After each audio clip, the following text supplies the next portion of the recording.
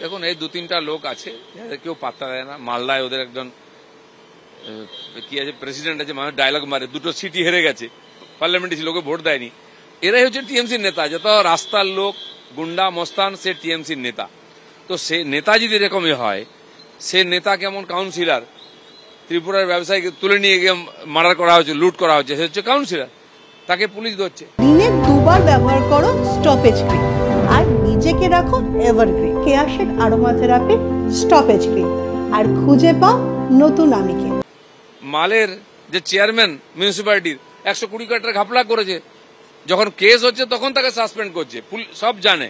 এগুলো বন্ধ করতে গেলে পার্টি উঠে যাবে, সরকার চলে যাবে। দেখুন উনি একজন এমএলএ, উনি রাজনৈতিক ক্ষমতাসীন পার্টিতে আছেন, অনেকদিন মন্ত্রীও ছিলেন।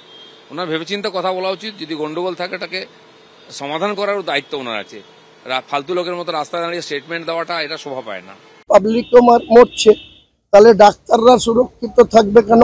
পাবলিক যদি আজকে হসপিটালে গিয়ে পরিষেবা না পেয়ে তার জীবন চলে যায়, মৃত্যু হয়, তাহলে সেই জনরসে যদি তারা আক্রান্ত হয় তার কে দায় নেবে? ওনারা যদি বলে স্ট্রাইক করবো, আমরাও তো পাবলিককে নিয়ে সেই বিল্ডিং ঘিরে রাখার অধিকার তো আমাদেরও সংবিধান দিয়েছে। সব ডাক্তারবাবুদের যে চলাফেরা গতিবিধি আমি লক্ষ্য রাখছি।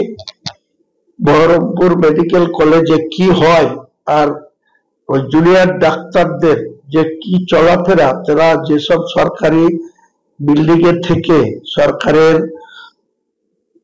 বিদ্যুতের এসির হাওয়া খেয়ে, ফ্যানের হাওয়া খেয়ে, বিল্ডিং এ ঘুমিয়ে তাদের কি আচরণ আমি সব অবজারভেশন করছি। আমি যেদিন সামনাসামনি হব প্রথমেই করব যে আপনার কি করেছিলাম আমি, যে আপনি আমার বাইরে এফআইআর করলেন, আর সেটা বহরমপুর থানা আবার আমার বিরুদ্ধে নট অ্যাভেলেবল সেকশনে করে দিল।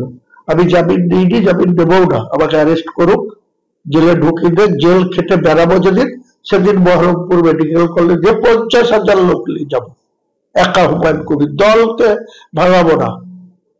50,000 লোক জোগাড় করার ক্ষমতা হুমায়ুন কবিরের আছে, নিয়ে মেডিকেল কলেজে জেল খেটে এসে যাব, সেদিন হিসেব নিকাশ বুঝে নেব।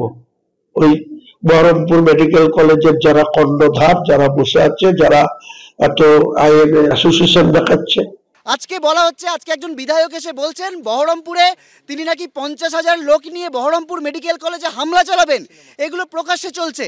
আজকে একটা আমাদের অভয়া যে সহকর্মী, সাবজুডিস বিষয় বলে সেই জিনিস নাকি লাইভ স্ট্রিমিং করা যাবে না, অথচ এরকম একটা সেন্সিটিভ বিষয় নিয়ে একটা নোংরামি চলছে, সেটা নাকি শর্ট ফিল্ম বানানো হবে।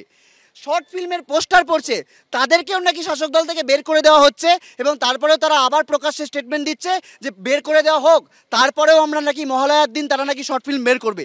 এই নোংরামিগুলো কোথা থেকে আসছে? এই সাহস কোথা থেকে পাচ্ছে তারা? এই সাহসগুলো পাচ্ছে আসলে তাদের মাথায় বড় কেউ রয়েছে, আসলে তাদের মাথায় এই যে ভয়ের রাজনীতি বলছি না, আসলে তারাই এর মাথা। এইদের সবাইকে উপড়ে ফেলা অবধি আমাদের আন্দোলন কিন্তু চলবে।